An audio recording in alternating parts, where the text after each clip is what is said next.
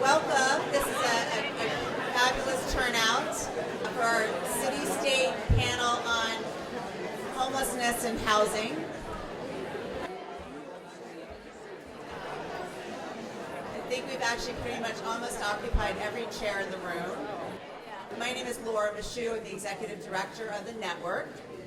And we have an amazing panel today for you. I'm honored to really be with such an innovative crowd that is working so hard on the issues that we all face, and we greatly appreciate their time and their energy and their creativity. And so today we're going to be talking about city-state issues on homelessness and housing. We have a lot that's going on. The city's in its second year of their housing plan, Housing New York. We have the state doing their 5-year housing plan.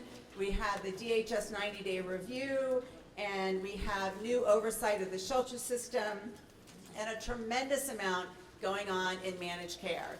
We will have a quiz later on all the acronyms that you can name to deal with behavioral health and managed care and housing.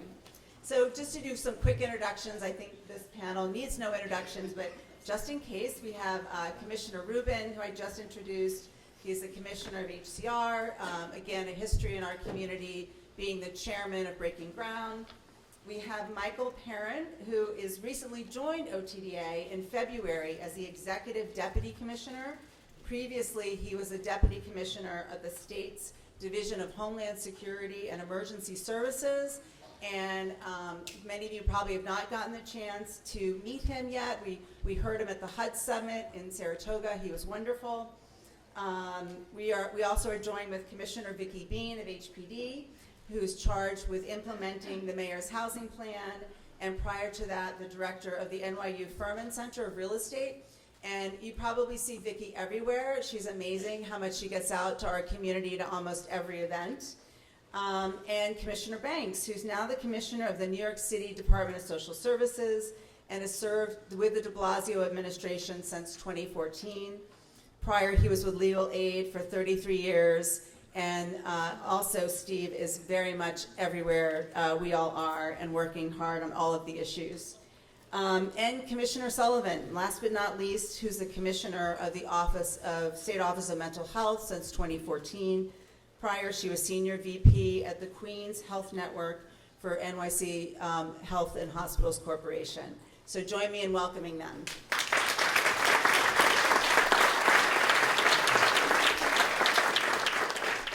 So we're going to take the next just shy of 90 minutes, but to have a conversation really about the challenges and opportunities that are presented to us today. And then we're going to open it up for questions. So really we're going to start, of course, with supportive housing. And I'm going to just ask both Jamie and Vicki if they can talk about their plans around the 35,000 units that we're all looking forward to being developed. How did we decide on that order? Yeah. Oh, no, I'm just kidding. Sure. So I'll reiterate. First of all, thank you, Laura. And I told Laura coming in, I thought the plenary session. I've been to a bunch of these conferences, not network conferences, but every flavor under the sun. And I thought the plenary session, without offense to anybody else in this room who holds conferences, I thought the plenary session this morning was the best that I've been to. And it's always driven by the stories, obviously, not by people like me, but by the stories of the people that you all serve. So that was extraordinary. Really extraordinary to hear you can still be sitting there without missing a beat. The first thing I would say, I guess, is that the announcement that we made this morning, and that will be dropped, I think, by press release in a couple of hours, was, I think, an important thing to note again, which is that the state is issuing through Commissioner Sullivan's department, OMH, the RFP for the services and operating for the first years of the first 1,200 beds, whether it's mental health or all the various flavors of services that we can provide. So that's an important first step in meeting the governor's commitment. The next steps obviously will come in the years to come as we issue follow-on RFPs. And then, since the elephant in the room is the MOU, it's not even the elephant in the room, I think it kind of is the room based on what I saw this morning, is that we are working hard to get that MOU finalized and signed off. The money has been appropriated. It's $2.5 billion for our agency for capital funding for a 5-year plan, of which we expect somewhere between $850 and $1 billion would be spent on capital subsidy for supportive housing. And that's, to build the 6,000 units that the governor talked about, and then beyond that, the next, there'll be another commitment for another, I guess it would be 14 to get to 20. So it's the MOU that we're focused on besides the announcement that I made today. Bless you. I don't find it's like an all-service provider. I also offer God bless you.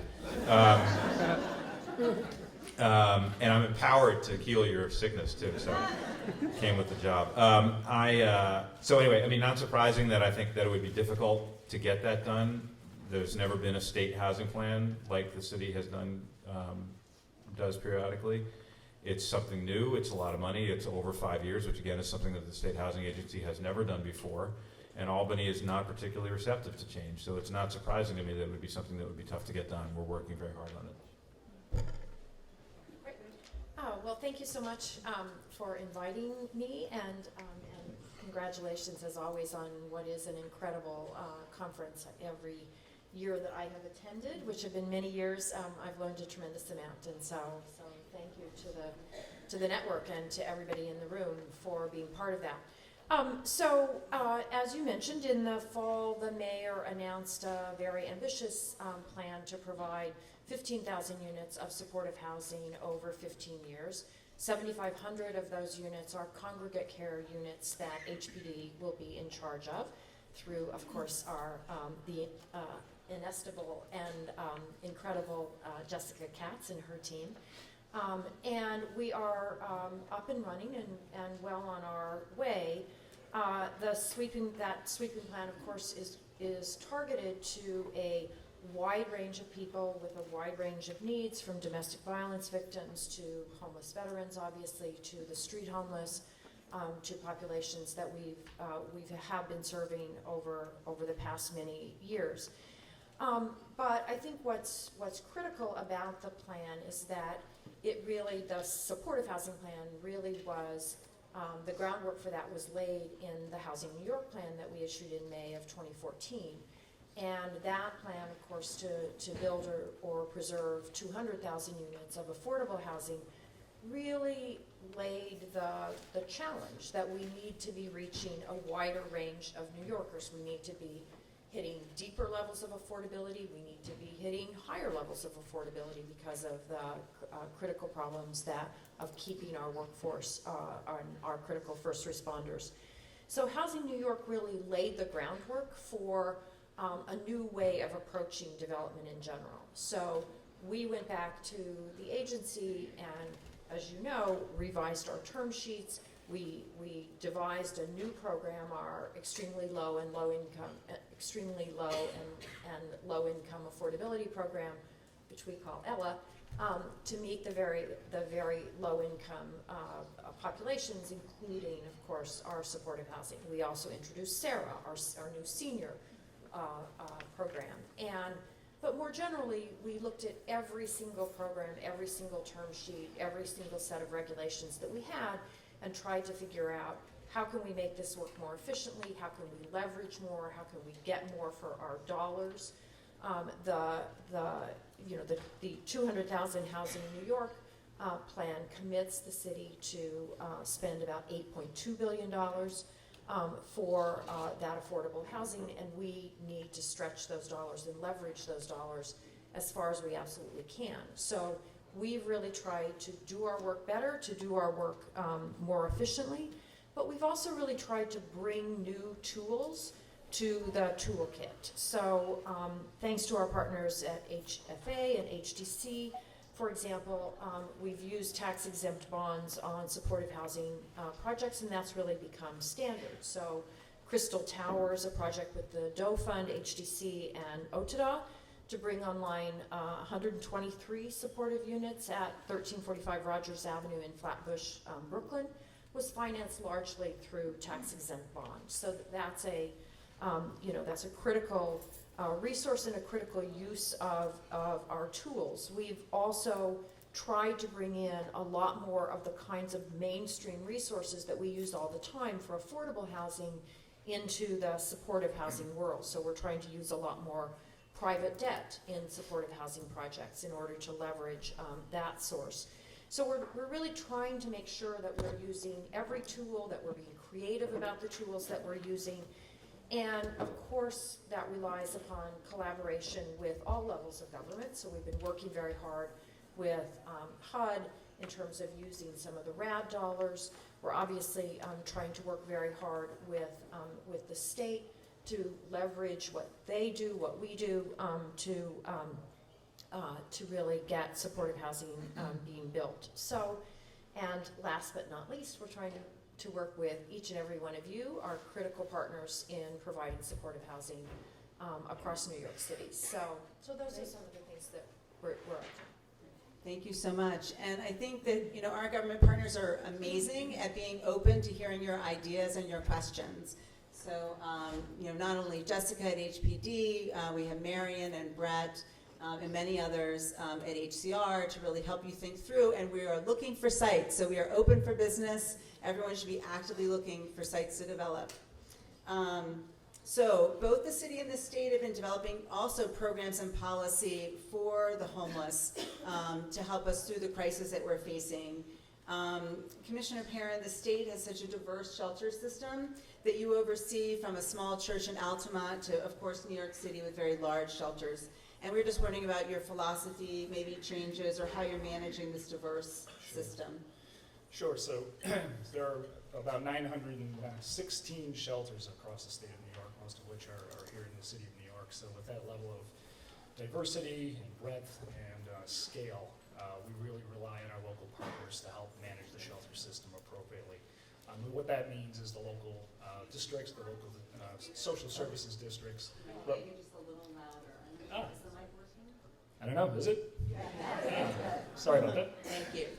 Headed in New York City, of course, by my colleague Steve Banks, and in the rest of the state, typically by commissioners of social services districts. So we really have to and need to work very closely with them in creating a shelter system that's safe and is also consistent with the continuum of care model. I come from county government. I'm not sure how many of you know that. I was with Albany County for 15 years, so I've seen where the rubber meets the road. So now I'm kind of on this side of the table from the regulatory point of view. So I try to bring that perspective. I try to bring that local perspective and the actual implementation of the programs. So I felt your pain, for those of you in local government in the state of New York. Most of you are familiar with the governor's shelter inspection initiative that took place earlier in the year. We did inspect all 916 shelters in the state.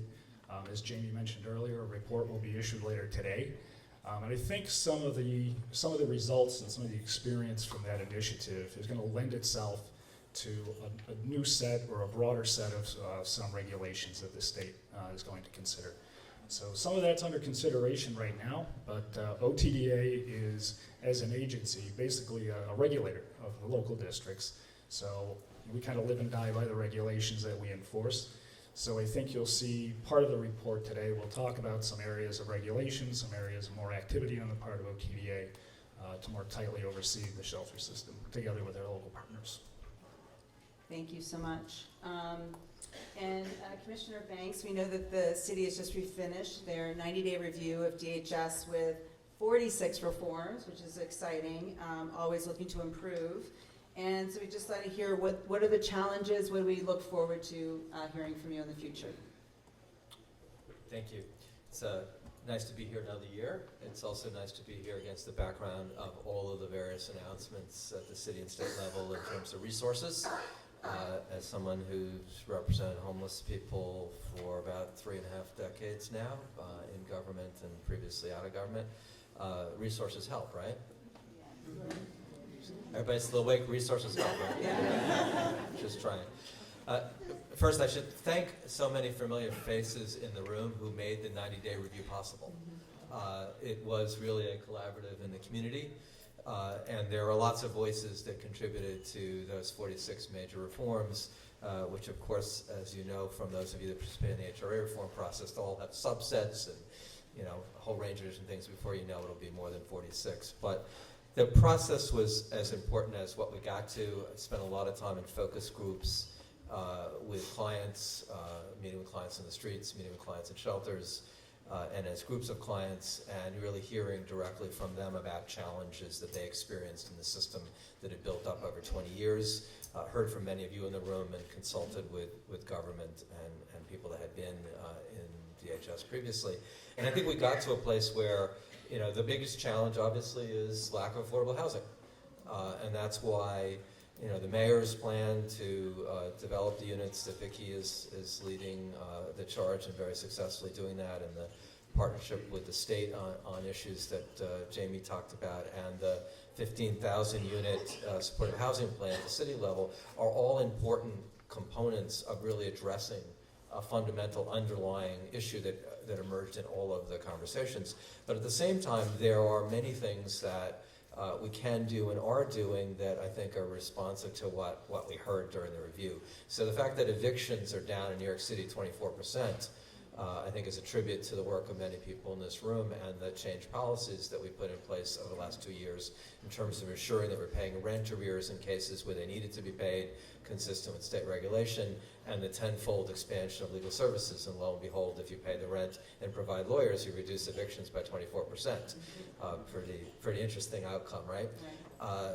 As part of that, however, I wanted to say the legal services is being fully ramped up in the coming fiscal year. That's only the results are only as a result of the beginnings of these reforms. We also found during the review that we accomplish so much more when we work together and coordinate efforts. And so, for example, between Thanksgiving or December 1 and last week, 1,091 vets have been moved out of the shelter system into permanent housing.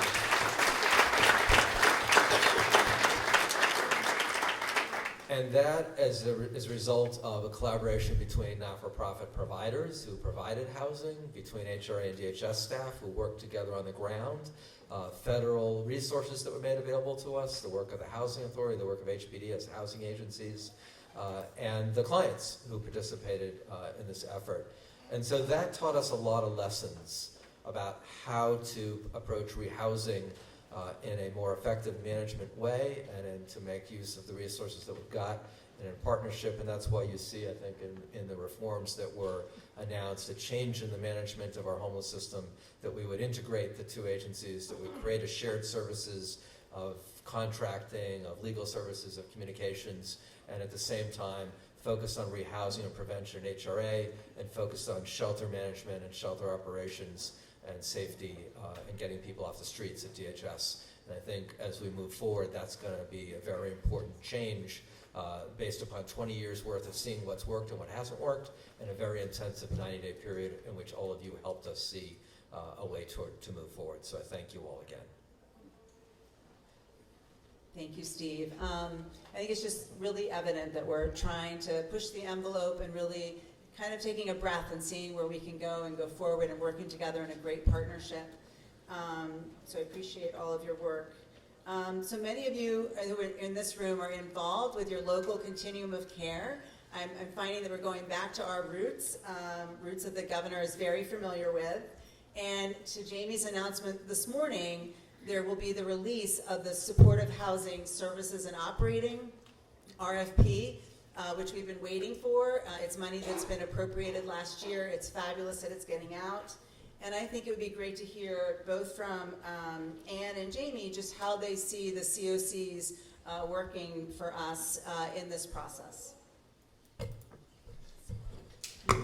Hi, good morning, everyone. It's a real pleasure to be here, and I agree with what Jamie had said before. I think it was just an outstanding plenary, and I just have to say that I have this gray hair because I've been involved in the system since the late 70s and early 80s. So as our keynote speaker said, I knew those SROs in Manhattan. I worked out of Bellevue. I knew the St. Francis, which was a model at that point. That was one of the few things that we could actually safely send our patients, our clients to. And I tell you, it was just really personally exciting for me to be here today and to hear the kind of commitment that there is to an ongoing growth of supportive housing. You know, we kind of get stuck in what we do, but when I think back, I can tell you I've never seen anything like this. I think in terms of the number of housing units that are going to come up and the governor's proposal for these 20,000, it's just amazing. And I think it will be there. And I think with all of you, we can make the housing units not just the bricks and mortar of the housing units, but we all know the services that have to be wrapped around depending upon the individuals, and especially for the seriously mentally ill. And you have been incredibly creative in working with us on those kinds of services, and that's, I think, something that we all have to continue to work together. And when I think of the continuum of care, I think it's two things. I think it's first, it's going to be there to look at the data, which populations need housing, and it's going to be there to work with you about how that can be developed in terms of the kinds of housing we need, the data, the supports, working with the people who are doing the RFPs. But I also think it's an opportunity to think about the services that we need to wrap around and the services that we need to have for the individuals who are going to be in the housing. Because you don't want anyone to ever fail in housing once you get them there. And sometimes we need the flexibility to make sure that services might be able to need to be there after the first year. There's a transition in, but life brings other stresses, and individuals sometimes need other wraparounds. So I'll be talking about this more, I think, when we think about what maybe managed care can help us with, what DSRIPs can help us with. But it's a critical piece. It's a really critical piece. And your creativity, each of you who've done this work out there, has just been phenomenal in making those kinds of services and making individuals' ability to live in a place safely and for the rest of their lives in a way that they can really feel that it's truly home. So I think that the continuum of care is going to be a critical piece of that because it brings people together.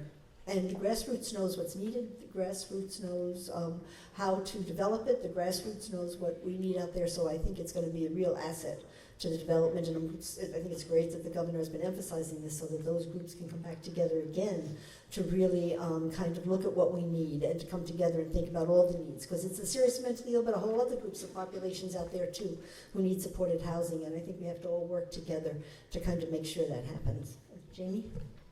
Yeah, I think that's right. I don't have anything to add specifically about the continuum of care. Well, a word about the council that we announced. Government seems to specialize in forming task forces and councils. Every level of government does that, probably to varying degrees of utility. For what it's worth, the goal here will be to make this a real working group. We have a time limit on how long we're going to do this for. It's going to be 24 months. I know, speaking for the commissioner, for myself, neither one of us really has the time to invest in something that isn't going to have concrete outcomes. And so what we intend to have this council do is, first and foremost, make all of the state agencies sit in a room together with a purpose, which is something that happens, and I'm sure Steve and Vicki can attest, it probably happens city level as well, happens probably too infrequently. That state agencies are told to go sit in a room and talk to each other about what they do, and to find extraordinary amount of overlap, a lot of complementarity, and then of course a lot of redundancy.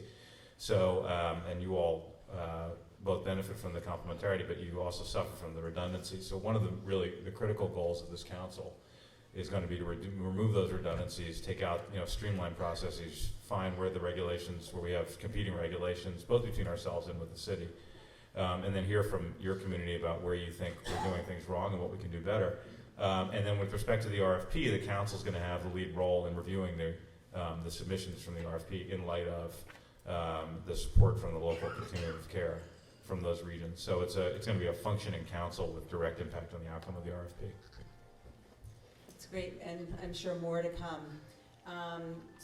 Vicki, we talked a little bit about the House New York plan, but can you speak to the benchmarks that maybe we've reached so far in its first 2 years, and then also any particular impact for supportive housing? Sure.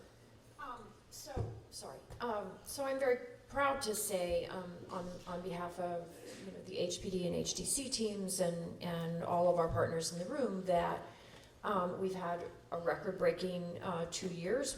We've financed the creation or the preservation of 43,500 affordable homes through March of this year, and of course we're in the June cycle, so there will be many more to report after those closings. So, and that includes years where we financed the production of more new construction than in the history of HPD. So we are moving at a very fast pace.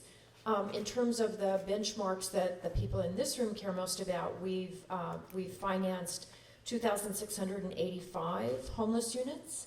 That some of those are supportive housing units. We've produced 2,335 apartments for the very lowest income New Yorkers, people at 30% of AMI, for example, and we've produced 3,149 senior housing apartments through the Ella and the Sarah programs that we talked about earlier.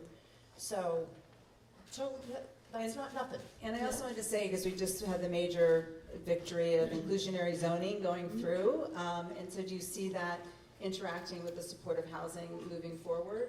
Absolutely. So one of the greatest challenges that I think all of us face, and you alluded to it earlier, Laura, is sites, right? We need land that can be devoted to affordable housing, to supportive housing. And we're doing a couple of things, right? One is that we are looking at every piece of land that the city has any control over and trying to press that into service for either affordable housing or supportive housing or homeless housing, and really looking at each and every piece of land and trying to put it to its best use. There's, it could be used in many cases for affordable, for supportive.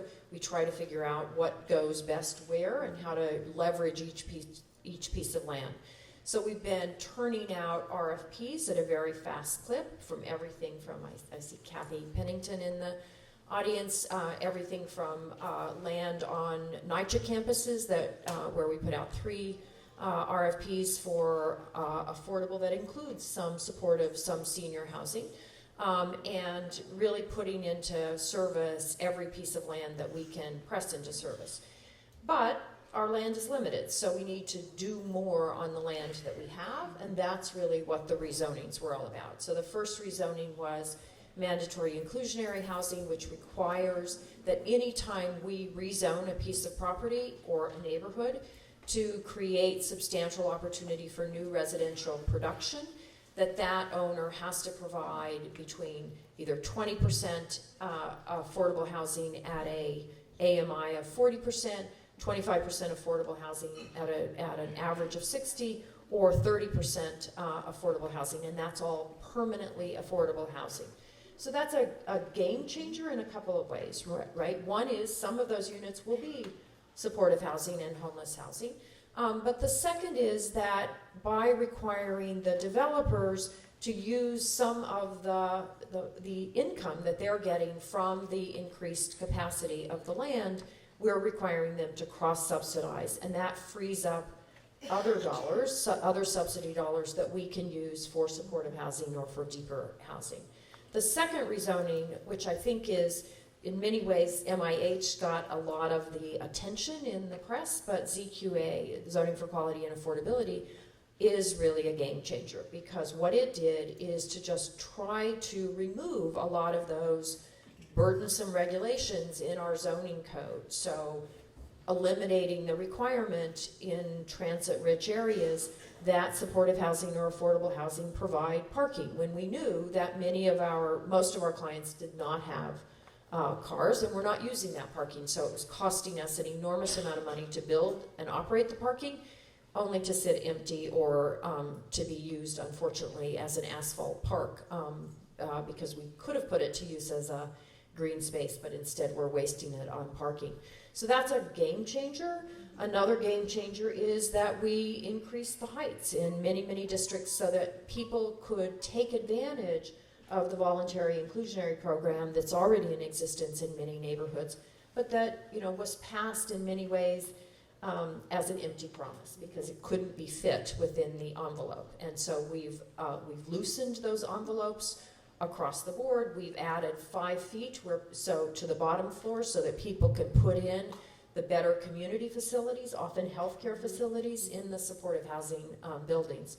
So I can't tell you what a difference it's already making. Projects that are coming into us or that are closing are saying, I can provide 20 more units, I could provide 50 more units because of the changes in ZQA. And going forward, where projects are being designed anew, that there will be even more flexibility. So I think that's a real game changer. Obviously we're going to continue to face the challenge of land availability. And So we need you to be out there scouting for any piece of land. If you know of a piece of land, talk with us. You know, there's an acquisition fund.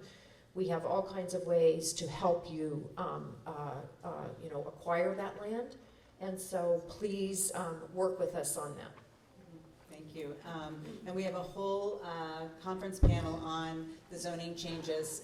We are very excited about those, really giving us the flexibility to do more, which would be terrific for supportive housing. And Commissioner Perrin, I just wanted you to talk a little bit about how HHAP is going. As we know, it is normally like double subscribed. We have 63 million. We have many more requests than we can deal with. A program that we really do use in the supportive housing community quite regularly. And so how is that going, and how do you see it interacting with the housing plan going forward? Sure. First, a little bit of background. HHAP has been around since 1983, and it was created by then Governor Mario Cuomo, so it goes back quite a ways. The total portfolio is now around $600 million in financing and about 8,000 housing units to date. So to directly answer your question, I think the orientation of HHAP will be even more toward the supportive housing end than it has in the past. It's always been part of the mission, but this year's appropriation, we're probably going to set aside 65% of the $63.5 million towards supportive housing. And hopefully the $63.5 million will be an annual appropriation going forward. We're hopeful that it will. And excuse me, I dare say this, but the $63.5 million is not part of the MOU. And I knew he was going to kick me under the table. So he got to it before I did. So on top of that, there will be another $10 million in MRT funding that'll come to HHAP for use for high Medicaid cost users. Thank you. And Jamie, maybe you could just round out for us the 10-year housing plan is both for affordable and supportive, and just telling us what populations you're looking to be serving in what communities. Sure. So, the short answer is obviously all populations. And if we think about what the math, one of the ways we choose to confuse people is by throwing different numbers at plans like this. So just to unpack it a little bit, the governor talks about a $20 billion housing plan. If you draw that back down, take out services money, you get down to about 12.5 in 5 years. You take out services money, you get down to about $12.5 billion, and then subtract out what we expect to be our volume cap tax exempt bond usage, the federal low-income housing tax credit usage that we get every year, which, if we're lucky and the Senate bill that's currently out there passes, we'll have double, but for the moment we assume it won't. Other sources of state subsidy, and then you get down to what's in the MOU, which is our capital subsidy, which is plus our base capital that we already have outside of the MOU. The total there is about $3.5 billion. We already have about $700 million that's included in that to spend over the next 5 years in our base capital outside of the MOU, and we spend it on all forms of population. We have, just like the city, we have programs that are dedicated to, and we include in each of our projects as much as possible, the deepest level of affordability. The goal with the MOU is to get more capital available to us so we can do what Vicki just talked about, which is to drive deeper levels of affordability into whatever we do. And that requires, generally speaking, subsidy, because there's, as you all know, you can only pile so much debt, even if it is cheap, tax exempt, you can only pile so much debt onto any given project. At some point you need just cash subsidy. So that was the driving goal of packing so much into this 5-year plan, this $20 billion, really $2.5 billion capital subsidy plan, was to drive as much affordability into as many units statewide as possible. I should say, and then if you look at the special needs, we do again what I think the city probably often does, although I'm not as familiar with their term sheets as I ought to be, but we, particularly in our tax credit rounds, which we just announced the results of yesterday and today, even when we're not funding or supporting what you all would call, strictly speaking, a supportive housing development, we award significant amount of points for the inclusion of special needs or formerly homeless in our projects. And so almost any project that you see us support with the 9%, for example, and the rest of the state typically, we'll have 10 or 20 units with services attached to them, or special needs, set-asides for special needs populations, and so that adds up as well. And we expect to do more of that, even outside of our regular commitment to 6,000 supportive housing needs with this capital. One other thing that I should say, the difference between us and obviously and what Commissioner Bean does is we are spread across the entire state, and I'm sure we have folks in this room, mostly from New York City, but probably from the rest of the state. Is there a show of hands for who's not from New York City? All right, so that's about proportionate. 3. No, I mean, one of the really interesting things about this job has been to recognize, I've been everywhere in the state over the last year, and the homelessness problem is not, and I see the Commissioner nodding her head, and I know that Mike is as well. This is a New York State problem. I mean, Troy, Rochester, Albany, Syracuse, Poughkeepsie, Schenectady, all of these places have Buffalo has serious homeless problems, and we operate there as well. So it is, which is a privilege for us, but it also makes it a little bit challenging for us to do things like come up with very, very specific term sheets, because we don't want to get into the business of saying, well, here's the Buffalo term sheet. It doesn't really work that way. So we're sort of constrained to making ourselves a little bit more general than perhaps we would otherwise, and perhaps you would sometimes like us to be. An 80% AMI apartment in New York City means something very different from an 80% AMI apartment in Buffalo, or Buffalo's a bad example because market rates are climbing up, but if you start talking about an Albany or get farther north in Detroit or somewhere like that. So just to say, there's interesting points of difference between how we operate. With that said, we are trying to take our best lessons from the way that the city does things. My deputy, Ruth Ann Wisnauskas, was Vicki's, I guess, direct predecessor at HPD, and so she's brought many of their best practices over. And the developers in the room will know that our latest round of term sheets for our open window RFP did contain, well, I said term sheets. It's the first time that we've really put out term sheets like that. So we're trying to be a bit more prescriptive, or at least more guiding, provide more guidance to you all so that you know what you're getting from us when we put out these RFPs, so you can do what Laura and Vicki said, which is go out and find yourselves land and not wait, not enter what can sometimes be a bit of a guessing game with the agency. Come to us, tell us what you're thinking about doing, we'll send you signals about whether we'll support that, then you go out and try to do something. We're trying to give you the tools so that you can have some certainty going forward. That was why we have a 5-year plan, that's why we have term sheets, that's why we're doing some of the other programmatic changes that we've done. Thank you.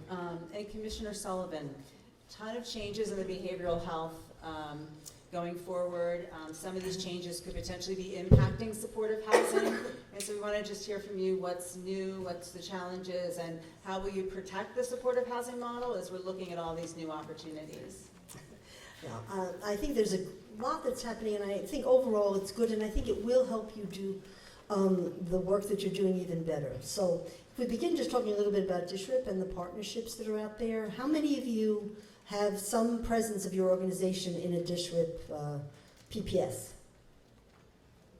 Okay, so I think it's important that if you are, that's terrific, and if you're not, you should be pushing your way into talking with them, because they're beginning to learn the importance of community services. Most hospitals, if they're hospital run, have not had that as a tradition to be terribly involved with community services, so there's a learning curve for them. You can do a lot of educating them and letting them know the importance of them interacting with you. So how can they interact?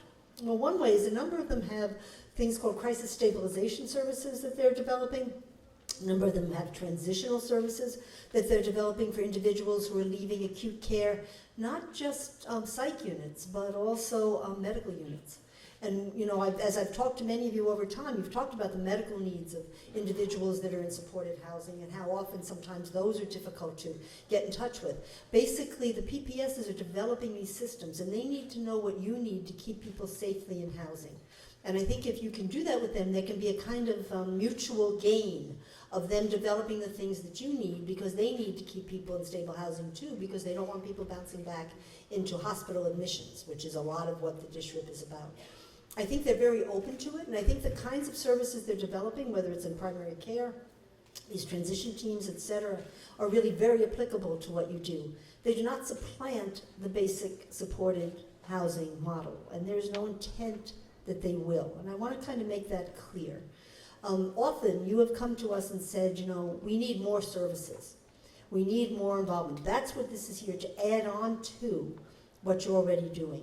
And if you're an agency that in addition to providing housing can also provide HCBS services, then it's important that you provide those HCBS services for the individuals in housing that are eligible for them, and that those are on top of, in addition to, complementary to the housing model. It's not an attempt to have these things supplanted, it's an attempt to finally get the wide array of services that we need for some clients. Some don't need all this, but some do, really readily available. And I think that's what the district can offer. That's what HCBS can offer. And I think as we need to really get those HCBS services out there, the employment services, the peer services, the services that can help individuals finish their education. The speaker today spoke so well about how important that is for individuals. All those services can be developed around HCBS. They can be there for the clients in housing. They will not supplant the housing model. Now, you hear also about value-based purchasing. And, value-based purchasing is still a bit of a big unknown out there, and I don't know that anybody has the key to what value-based purchasing models should ultimately look like. There's some that's been done across the country. Almost all of it has been done on the medical side. Not much has been done on the behavioral health side. So it's new ground that we're breaking with value-based purchasing. And just so you know, there are a couple of pilots that will happen over the next 3 to 4 years for really intensive value-based purchasing. One is going to be with Maimonides, one with Mount Sinai, but it's not going to be widespread among everyone, this kind of concept of risk-taking and savings in a big way. I think we're getting our feet in the water to understand what it means. Some of those value-based purchasing plans will be working with housing providers that are appropriate for them, but I think it's still a big learning curve. What there may be sooner rather than later is some kind of pay for performance coming down the pike that individuals, especially in the provider community, on the medical provider community and behavioral health, that maybe you get a bit of a bonus somewhere along the line, perhaps from PPS for good performance. It's not clear yet, though, on the behavioral health side, how some of this will work. So I think it's a learning curve. One thing that is clear to us, we all know it, we're in the room, that if you don't have the right kind of housing, all these other things are going to kind of fall apart. So as we are developing and we're working with these value-based purchasing models, believe me, we're emphasizing the importance of networking and including housing, because no patients, we just don't get better without a safe and stable place to live and with the supports we need. And then just one other thing which we would like to develop more of in the state are crisis residential beds. Crisis beds, which really are not, they are there for several weeks for someone who's in crisis. The usual full length of time is 6 weeks, maybe 8 weeks. These beds offer the opportunity for individuals who are living with families or individuals even in their apartments, and individuals who may be going through a crisis in one of your supported housing buildings who needs more support and needs some more intensive help and a way to avoid hospitalizations, which are big trouble. So we would rather have these crisis beds. We're working with some of you to develop them. There was a pilot done in the MRT, the original MRT, for 30 of these beds, and so far we've set them up in, I believe it's 8 providers have done this for about 3 beds, and we've already served over 150 individuals in those beds. So there's a real need for it. We're in the process of working with Parachute in New York City and others to make sure these respite beds are really available. It's a model that hasn't been done as widely, either in New York City or across New York State, but it's very, very effective as a way to keep someone stable in the home because they have a place to go to when they're in crisis with a lot of peer wraparound supports and a lot of help to get stable to go back into housing for the seriously mentally ill. So we're in the process of growing that, and we'll be interested in working with all of you. These things can be paid for out of Medicaid, so getting a fine-tuning of how to do it. But it's another way that Medicaid, I think, and the district and everything is working towards not just doing the same things we've done before, but being innovative and looking at different ways, and that's what all of you have been asking for. So I think this is really an opportunity to bank on that and to get your input, to get your innovation, and help it have an impact both on the district and on some of these new home-based and crisis service waivers that we have out there that I think are really kind of the future of the care that we would all like to provide. Just how many of you are supportive housing providers and also HCBS providers? That's great. That's great. That's a great amount. That's great. It is music to our ears that these new initiatives will not be supplanting our base contracts. I think that's what makes supportive housing so successful. It's how we meet the client and meet their needs wherever they're at. But I think the enhancement of services through HCBS and other initiatives are welcomed, and we're looking forward to those. And it seems like a number of you are really doing the HCBS services. And for some of our providers who aren't Medicaid billers, it's been a real transition. So that's been of interest. And also in the crisis beds, we definitely are using those from the supportive housing side. So if someone is in crisis and they don't need to then go to the emergency room, they can go to a place like Parachute. It's really helpful. So I'm excited to hear that that is also being expanded. So Commissioner Banks, homelessness has a wide range of causes, as we all know. There are a wide range of opportunities for prevention. And so we're just wondering how you're looking at the continuum that best meets the needs of the diverse population we're serving. And also, as HUD moves away from funding transitional housing and really promoting permanent supportive housing and rapid rehousing, how are we looking to maybe change the system or accommodate that? So, love your thoughts on it. That's only 5 minutes? You can have 7. 7 minutes, okay. I'll try to break it up into small parts. And one of the key aspects of the reforms that we identified is that it's not a one-size-fits-all problem, it's not a one-size-fits-all solution. And I know that in the room there's a whole range of people. There are some people that work with clients on the streets, there are some people that work with clients who haven't lost their housing yet, there are some people who work with families, some people work with men, women. The room reflects the diversity of the population, the complexity of the problems, and the importance of not having a single solution. And I think that is an important thing to bear in mind. I know sometimes when we focus a lot on Homestead to help remove people from the streets, there's a sense of, well, what about all the children in shelter? And then we focus on the children in shelter and relocation efforts, and people say, well, what about the people on the streets? Trust me, we're focusing on all aspects of the problem constantly, and we appreciate the partnership with all of you who focus on various parts of the process. I mean, the review really focused on making sure that we have the right tools, both at the agency level and at the not-for-profit provider level, to meet the whole range of needs. So, for example, before the Time story came out about the homelessness in LA, focusing on the two phenomenons of people over 50 and millennials 18 to 24 in the shelter systems and homeless across the country, that was actually one of the reforms that we had announced in April, that we're going to focus on what the data is showing, which is within the single system there are distinct subgroups that reflect emerging trends in society, and we have to look at things differently. On the other hand, children, some of you made this clear. I know Chris Quinn has made this point a lot. You want to think about spending your whole life in a shelter. For a child, a year is almost their whole life if they're young. So focusing on the importance of connecting people to housing and differentiating those who can be rapidly rehoused and those that maybe cannot be, and people that are working full-time and have been unable to pay the rent and end up in the shelter system. What kind of assistance do they need versus someone that's never been in housing of their own, and what assistance do they need?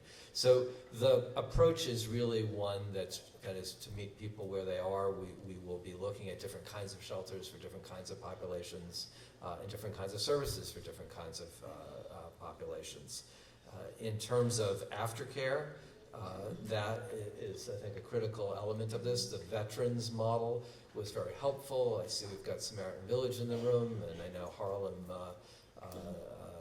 United and Bailey House and Urban Pathways and others have been involved with us in designing some new models of aftercare to ensure that people are able to remain in the community. And there's, of course, all the excellent work that's been done in terms of critical intervention, CTI, and so forth. And so we're looking at all of these models, and there are dollars associated with all of them in terms of moving forward with a new plan. Prevention, I want to keep coming back to that. Prevention, the old adage my grandmother used to say, an ounce of prevention's worth a pound of cure.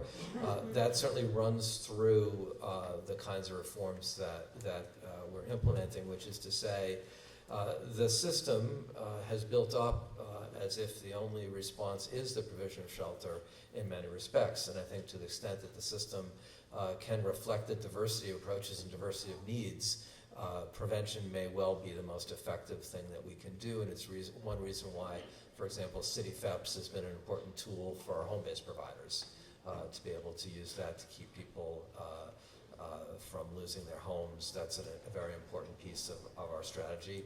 And relooking at the services that home-based has is an important piece of the strategy. So mediation services was one thing that people highlighted when we met with home-based providers about that as an important service to keep people in a stable situation. And then from there, work to get permanent housing instead of necessarily seeing shelter as the only option that is available. So a lot of work to do. We're making changes in systems that have built up for many years. Not going to change overnight, but working together, I think we can continue to make the kinds of changes that we've been making already over the last 6 months. And being a COC co-chair, I need to press you on the second part of that question. I know we're all facing, and many programs were cut this year by HUD.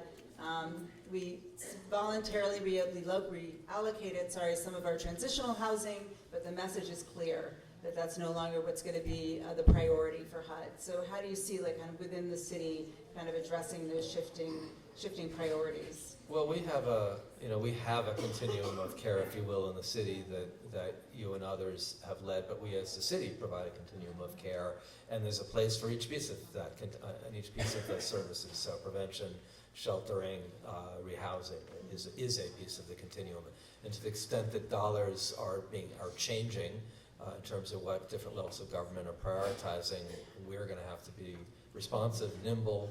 We don't want to create short-term crises because of funding changes. On the other hand, we want to adjust to where things are going. One of the 46 reforms I know you noticed was that we're going to have a much deeper engagement between our city policies and our city strategies and the COC, and we're looking forward to actually strengthening that relationship. It's been a strong one for many years. We know it can be made even stronger to deal exactly with what you're talking about in terms of what does the COC put in as its proposal, and then where does that leave us as a city in terms of other needs that may not be reflected in federal priorities. Of course, I have to highlight that at the federal level, the challenge to end chronic veterans homelessness, which we've met, and we're on our way to meeting the challenge of meeting the standard for ending veterans homelessness overall. We were very happy to see that in the President's budget there's a proposal for the kinds of resources that are needed to end family homelessness. So we think at the federal level, more engagement, even if the priorities may be different from how we might have seen them locally at different points in time, is helpful. So if we could get the kind of federal resources that the President's proposed for ending family homelessness that were provided to help us address chronic veterans homelessness, I think then we can make tremendous steps forward. So there are opportunities with the changes on the federal level, but that reform of working very closely, city and COC, is very important to us. Laura, if I could take 1 second, I just want to echo absolutely. what Steve just said. I mean, I think there's a tendency in our world to sort of throw up your hands about HUD. And I spent 9 months working there before I went to work for the state. I helped lead the President's task force on Sandy recovery right after Sandy for about 9 months working for Secretary Donovan. So I can tell you from inside that HUD is a pretty tough place. But you really can't, because the fact is, whether through regulation or legacy programs or like FMR, small area FMR, an issue that Vicki has been deeply engaged on, with DDAs, some of the issues that Steve talked about, HUD's focus on or lack of focus on transitional housing, and other areas, HUD is always going to play a role. And obviously in Section 8, HUD is always going to play a role. And so we have done our best where possible to keep attached to them a little bit.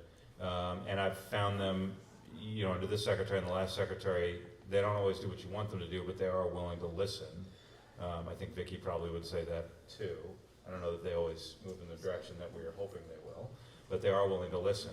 And it's something, Laura, that your organization and the folks in this room need to stay aware of.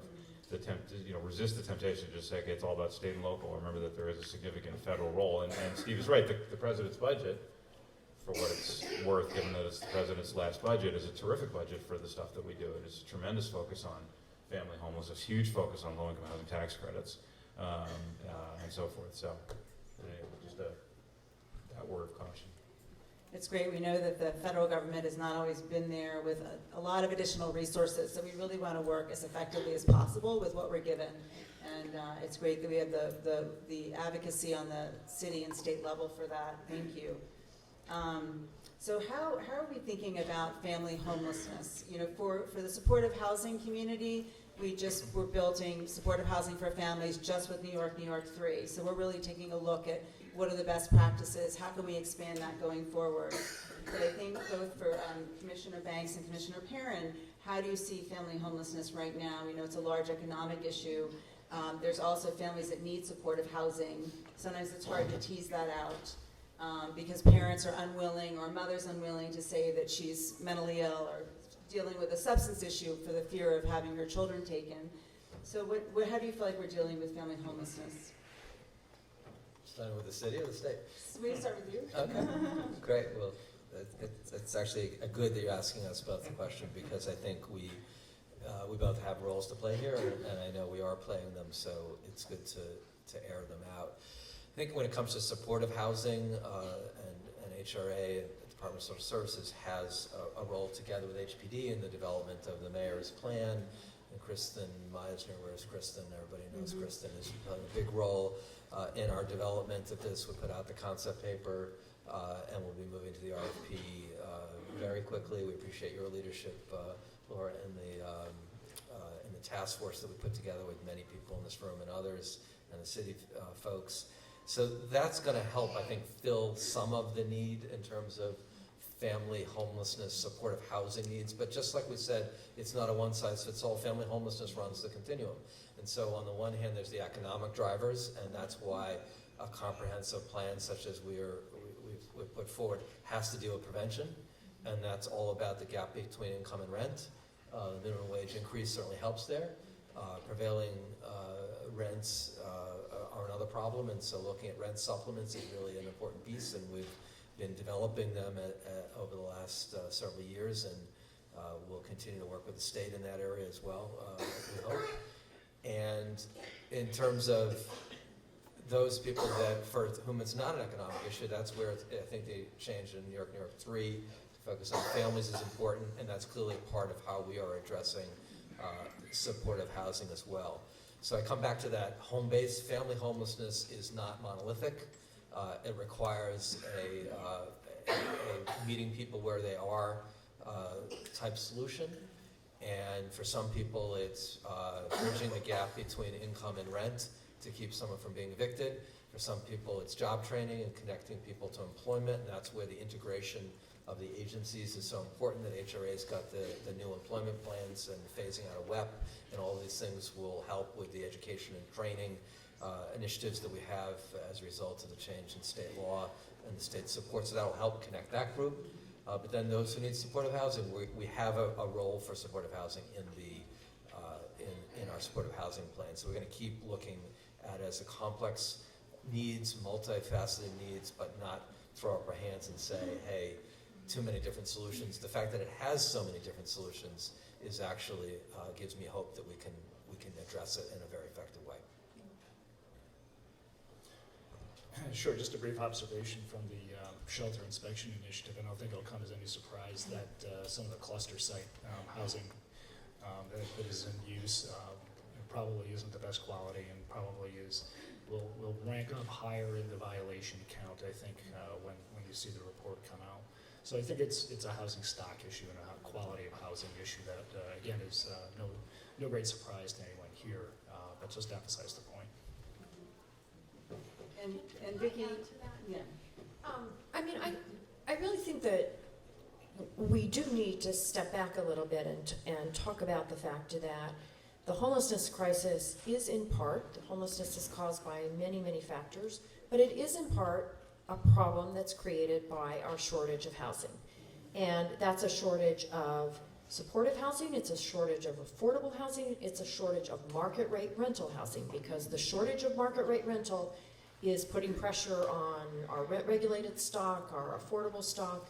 And so, you know, we need to be firing on all cylinders from, you know, let's be frank, for example, 421A is a critically important piece to get rental housing built instead of luxury condos being built. And as long as we're not building market rate rental, we're putting more and more pressure on the existing housing stock. And so it's really critical for us not just to think about the, you know, 15,000, 30,000 supportive units, or the 200 or the 20,000 or the 100,000 affordable units that we're talking about, but to realize that we have to solve the underlying problem, which is we're not building enough housing, period. Market rate, supportive, affordable, we are not building enough housing, and that's the critical problem.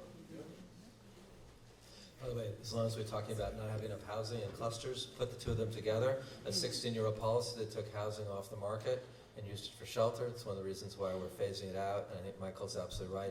It's where our own shelter repair reports found that although we've substantially reduced the numbers of violations in the shelters, the clusters are a challenge. It's the reason why we're getting out of them. But as we get out of them, we want to see if we can convert as many of those units back to the housing stock as possible to address I think the very good point that Michael's making about conditions, but also the point that Vicki's making about supply. And supply is so important, whether we're talking about supportive housing, youth aging out of foster care, domestic violence, all of the drivers in the shelter system all come back to supply issues. Thank you. And Commissioner Sullivan, we've talked a lot about in our community around the issues of people leaving the state psychiatric system and coming into supportive housing. It's actually one of the top populations that fall out of supportive housing, probably the most. And so as we look forward to these new units, what are your thoughts on that? I think, first of all, I really do want to thank a lot of you for working so closely with us on transitioning some of our patients from the inpatient units in our psych centers into the community.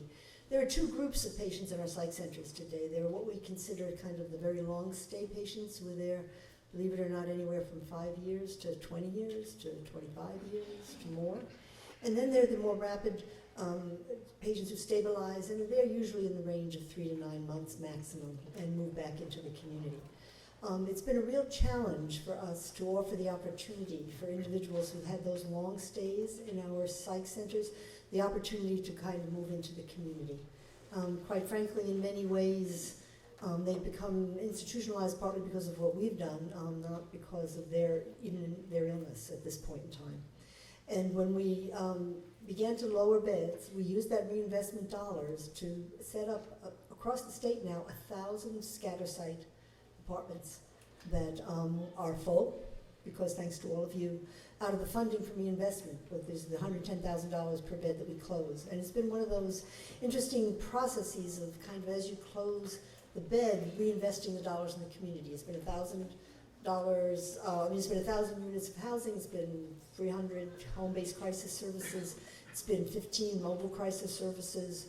We've really put $81 million in the past 2 years into community-based services, and that's pretty remarkable as a way to keep individuals from ever getting into the system.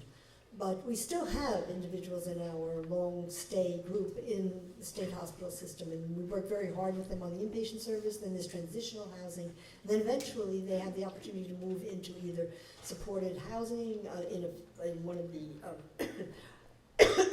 facilities, or into scatter site.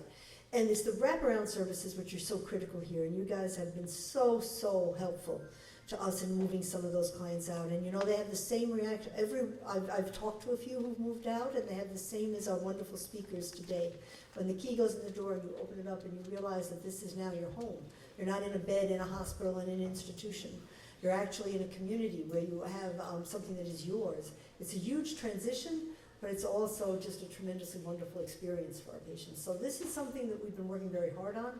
We know that we need to have the right kind of supports for our clients that leave the long-term stays, but I think it's a real opportunity to make this happen. And we still have several hundred individuals that we're going to try to continue to move out over the next several years into community-based care. The second group is something that the governor invested in very heavily last year, which is coming to fruition this year, which are the individuals leaving the state prisons with serious mental illness. You know, at any point in time, there are about 500 to 600 individuals who leave the state prison per year with serious mental illness and move into the community. And as part of the governor's reentry process and really making that a successful reentry, we have dollars that have enabled us to put up 400 beds, many of you are part of this, with intense wraparound services for those high-risk patients. So in some places that's an ACT team connected to those beds.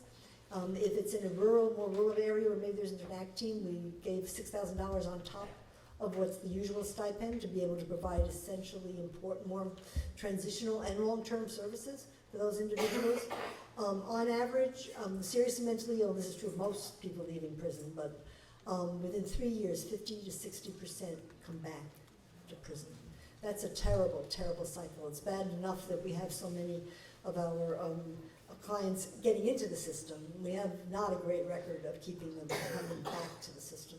So this is a real investment in working with a combination of special housing for these individuals, special ACT teams that will wrap the services around, or special other transitional services.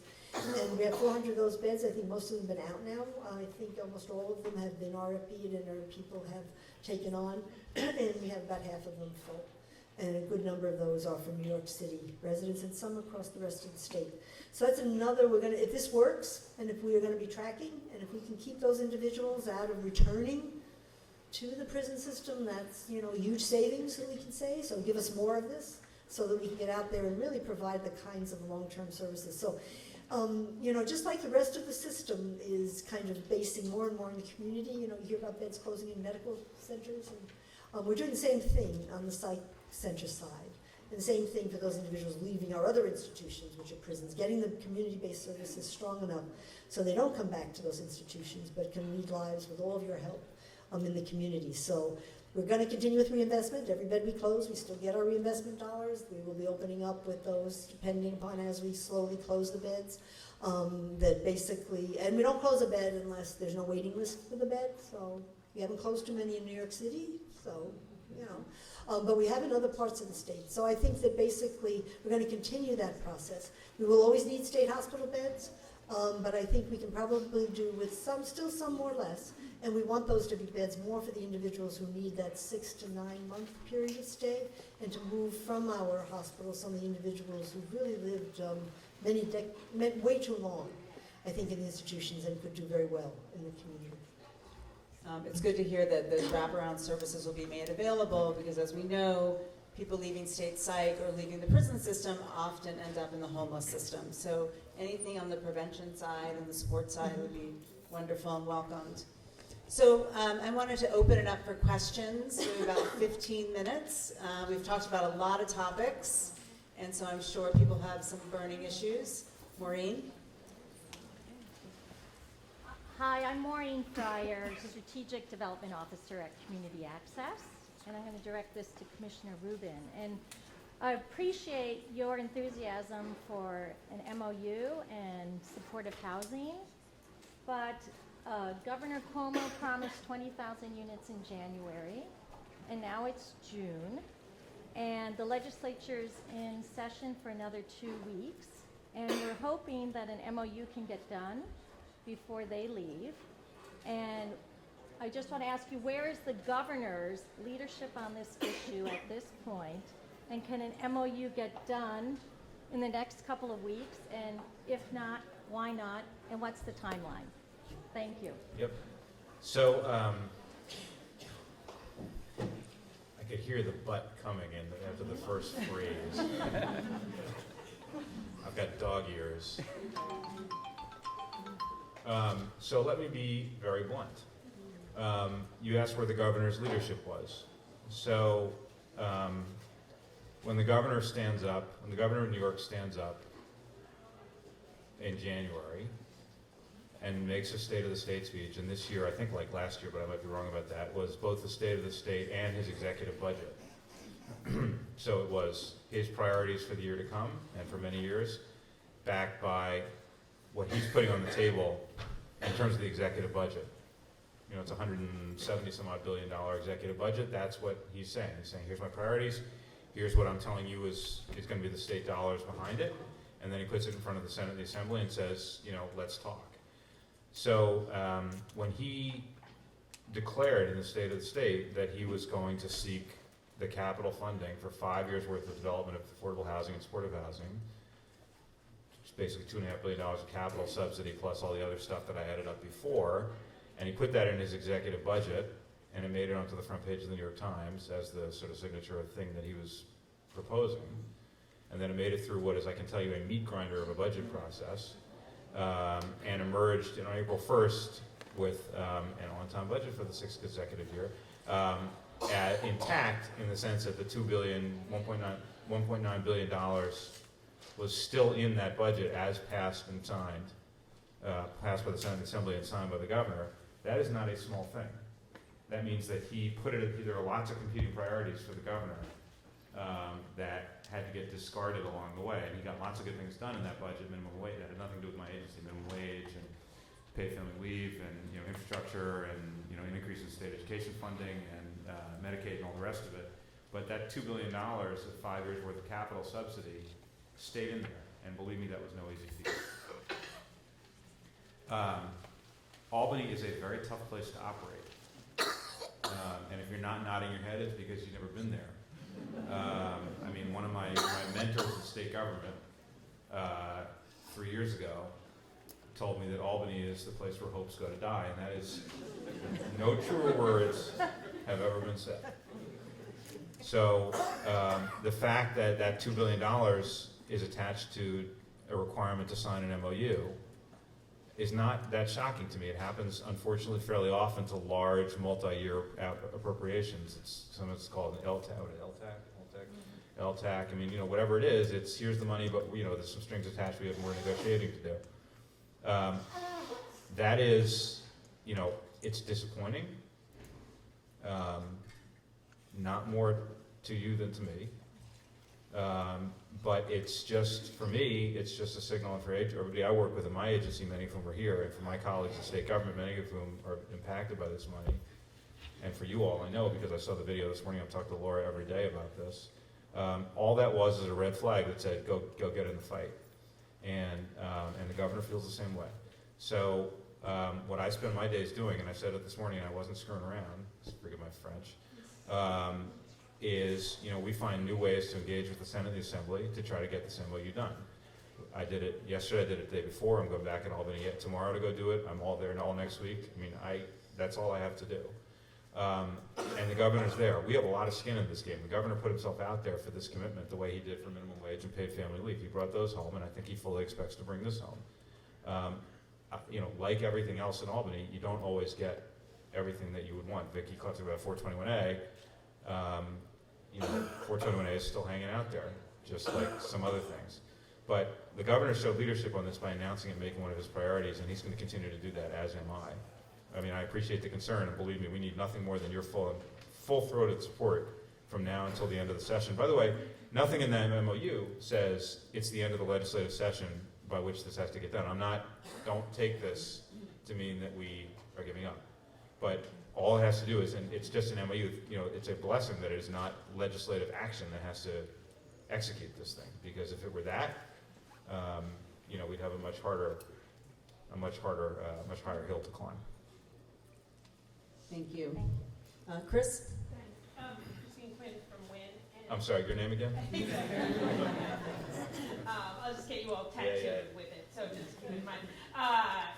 So a couple of things. One, I want to applaud the recognition of family homelessness by the city and state. I think that is an enormous step forward.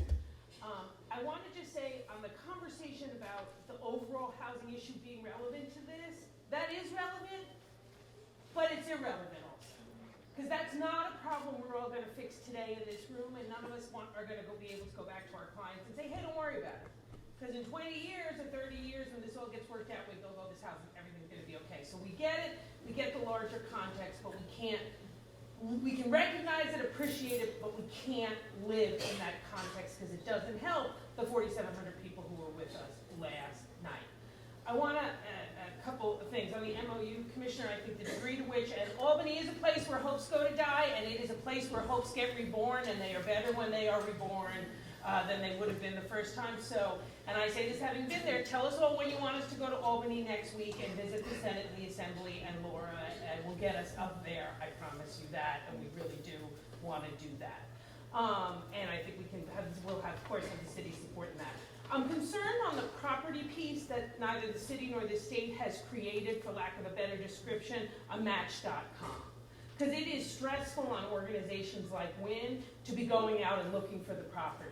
And then often the property owners are shopping around within city and state agencies to see who's going to give them the better rate. And then you're in this holding pattern, or often you end up losing it to a higher bidder who may not even be government. So I think we need stronger fisted leadership on that with the property owners and a real coordination. So I'd love to know if that is something that is possible moving forward. And also, we want the city and state, and I say this coming from politics, so knowing the hurdle it is, to find a way to become more coordinated on which properties would be better in the RFP that's the city's versus the RFP that's the state's. And lastly, I just want to say, I have concerns about the shelter report being released without any prior notification. And you're right, Commissioner, about the clusters.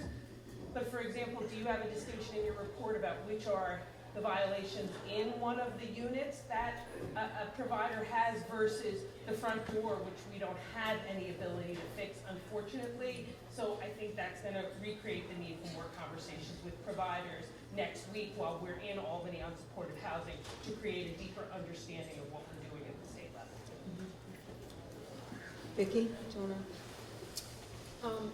I will talk to my young adult children about Match.com versus Tinder versus other things that. I don't want a Tinder. Okay. Okay. So I'm having trouble, kind of wrapping my head around exactly what you have in mind, Chris. But we are. Look, we are trying very hard. First of all, on our own property, right? And I think that the state also is looking hard at its own property to try to make sure that we are pressing every piece of property that we have any control over into service, whether it's, with you, whether it's affordable housing, that kind of thing. So that's the first thing, and that's sort of the easiest of this process. In terms of, broader property acquisition, look, we have a lot of models already. As you know, we've got the New York City Acquisition Fund and other things that we're trying to even increase and soup up in various ways so that we can get that property in here. I'm happy, to talk with anybody about what the city could do to reduce the sort of transaction costs, to make more transparent who all is bidding, although that can end up slowing things down. So, it's a tough conversation, but we're totally open for ideas and totally willing to have any of those ideas. And, anytime that you're thinking about a piece of land or a piece of land, let us know and we will hook you into everybody that we know who's looking at that land or has looked at it in the past to try to speed that up as well. So you and I can have that conversation, but everybody in the room, if you have ideas about what we can do to help you acquire property, let us know. So I'm going to let Mike deal with the shelter report issue. Yeah, exactly. A couple of things. First of all, I have a 17-year-old daughter whose friend found her boyfriend on Tinder. That is just horrible. I mean, it's a whole separate set of discussions. I'll meet with them It's later. please, and I think it's outside of my agency's jurisdiction, although it might end up in Ann's.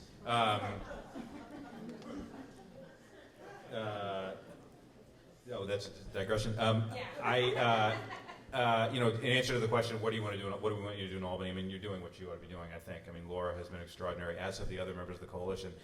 More time spent at this point in the year. More time spent in Albany is better, I think, for us. Phones work, but nothing like face-to-face, and I think what you need to do is, as you meet with legislators, obviously, help them understand, you do what you know how to do this, but I mean, help them understand what it is that is at stake here. It's not just the question of whether there's going to be affordable housing, but you know and we know what we've done in everybody's districts, and they all know this.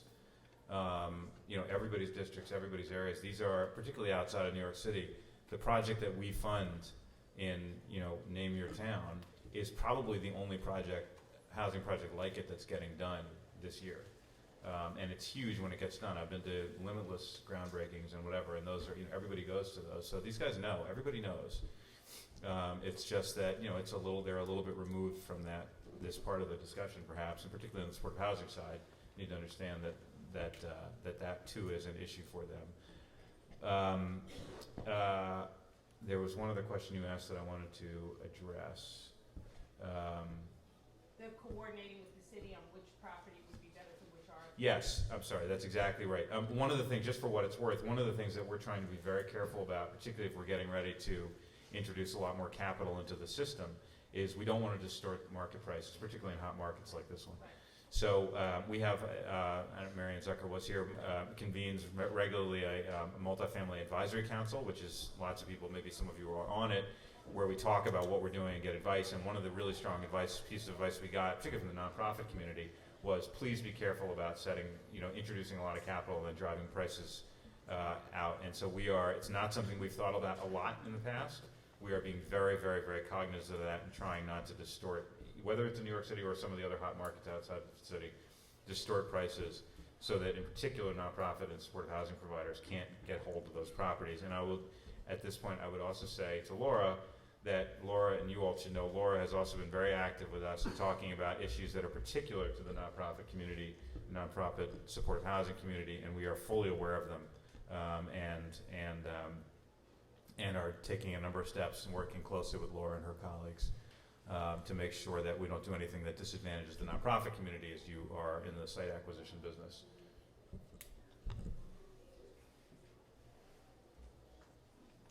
Brenda. Hi, so I just wanted to touch on the HUD issue. So I know that most of the press around HUD has been about them defunding transitional housing. And my understanding from the city side is that they really stepped up to the plate to fill those gaps. Breaking Ground has a building in Rochester that's permanent supportive housing. And like a lot of other providers in Rochester, we were defunded and lost, $125,000 in service funding. And, it's permanent supportive housing, and what makes it more curious is that we have Shelter Plus Care in that building, which requires that we have on-site services, and we just lost all of our services funding. So I know that it's a bigger issue in Rochester generally, but speaking to this building specifically and the larger context, I was wondering if the state had given any thought to doing similar to what the city's doing, but stepping up and filling that gap that we now have been, struck with and retroactively at that. I don't have a clear response to the question.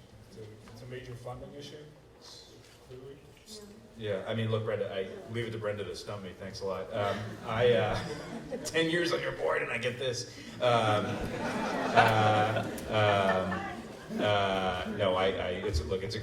It's a great question. I mean, I think it's one of the things that came up in the meetings that we had, as you know, over the course of the winter. It's one of the things we're going to address in the council. Clearly it's a state budget issue, so it's something we have to go through with DOB. I wish I could give you a clear answer, but we're focused on it.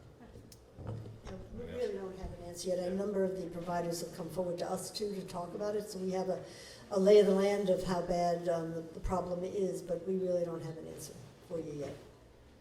And I think we're only going to see more of this, unfortunately, and so any coordination we can have with the city and state where we can swap out dollars and then therefore get aligned with HUD priorities. But the defunding of permanent supportive housing seems ridiculous to me, and I know that we had across the country a number of those instances.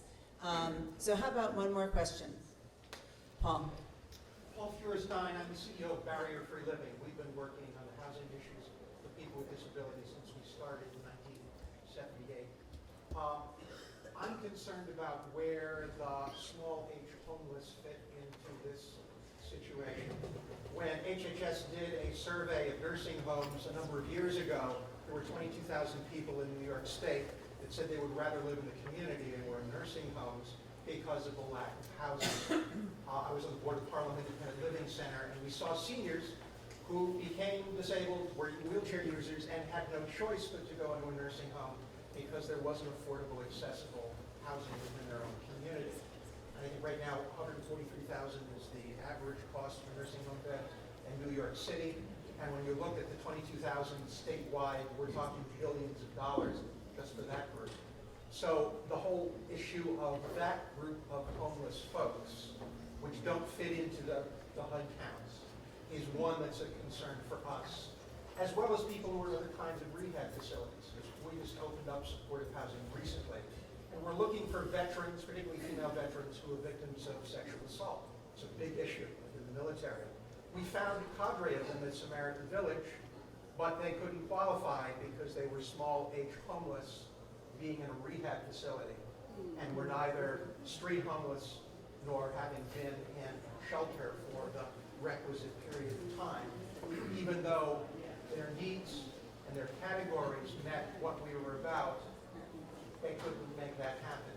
So to me, the issue of people with disabilities who end up institutionalized, to say, where does like the Medicaid redesign team fit into our plans for supportive housing in terms of looking at those populations that, for lack of a home, are ending up institutionalized.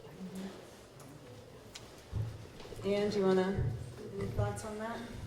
Well, I think it's something that, I mean, it's a growing issue, There's so much of a need for housing, and I think that you're bringing up a very important issue of what kind of housing do we need, especially for the elderly or the elderly who need those kinds of. And I think it's something that the State Office of Mental Health for our population that we're trying to look into in terms of what we really should have out there. There are a lot of wraparound services from MLTC, managed long-term care, that can be helpful for some of these individuals in terms of living in the community. So I think it makes it more possible for individuals who've been in the nursing home system to move into housing. I know that we've thought about with some of our reinvestment dollars, which are not dollars tied to all these other things, to think about what might be important in terms of having some of that available for the elderly. So we're looking at it in terms of for the seriously, mentally ill. It's a very important point. And there's no easy way to deal with it. I think the issue of the criteria, which will be in this particular RFP as it comes out for the homeless, I think that it's something which we've all struggled with over the years. What's homeless? And if you're living in an institution, if you're living in a psych center, if you're living in, if you want to move into the community, you're de facto homeless at the point you're moving into that community if you have no place to go. So I think that's something that we'll be looking at over time to see what might be possible, but I think we have to look at what you guys are thinking. There's so much need, it's difficult to know, but there's acute homelessness, chronic homelessness, and I think that we have to try to see what we can do to fix what I know is something you're talking about, where people fall between the cracks of criteria. It's an issue. If I can add to that, this isn't an MRT answer, but that was certainly one of the main impetuses behind our zoning for quality and affordability, right? Is to open up more possibility for senior housing of all kinds that could go into every community across the city, but still have elevators, still have all kinds of I think we made significant progress there, but we've really got to keep pushing that. It's not just people in nursing homes who would rather be in their communities. It's the prisoner on the 5th floor walk-up, right, who has no place to go because of the lack of affordable senior housing. So I think we have to really push there as well. There are young people with disabilities as well. Absolutely. Who don't qualify. Of course. I actually think that, Paula, that's the last question. I appreciate that it is the last question because it comes back to what I think is really a central piece that we looked at with the reforms of the shelter system in the city, which is that if other systems aren't working, shelter becomes the default for everything else. And that's one reason why we've got 58,000 men, women, and children in the shelter system, because it is the default for everything else. Now, you could blame me because we have a right to shelter in New York City. But, you know, It's a little different on the other side, doesn't it? Actually, I said thank God we have it, because it keeps that number of more people being on the street. But it caused, I think, in our review of 20 years worth of policy and operations, a renewed focus on other systems that are drivers. And so we looked at, domestic violence as a driver. So timing out is an issue, and try to find other options so people don't move from one system to another, or youth. And you can go with each of these systems in a conversation between the city and state around mental health. You know, the idea that we're running 27 mental health shelters is essentially we're running a de facto mental health system within the shelter system. And I think the focus on all of these topics, again, I think is a healthy thing. So your last question brings it back to where I started with in terms of preventing homelessness. If the system is a default for everything else, we won't be able to prevent homelessness. But if we keep focusing on what are the drivers, what are the lanes that people are ending up coming to Bellevue or coming to the entry points in the system, we can do everything possible to keep that from being the resort that people have to face. I think we're going to do our clients a great service, because that's what I kept hearing when I talked to clients. I don't want to be here. Help me avoid going in here, or help me go somewhere else. It was really just about the state of being homeless. Can't there be something to help me out of here? So it's a great last question. Thank you, our esteemed panel.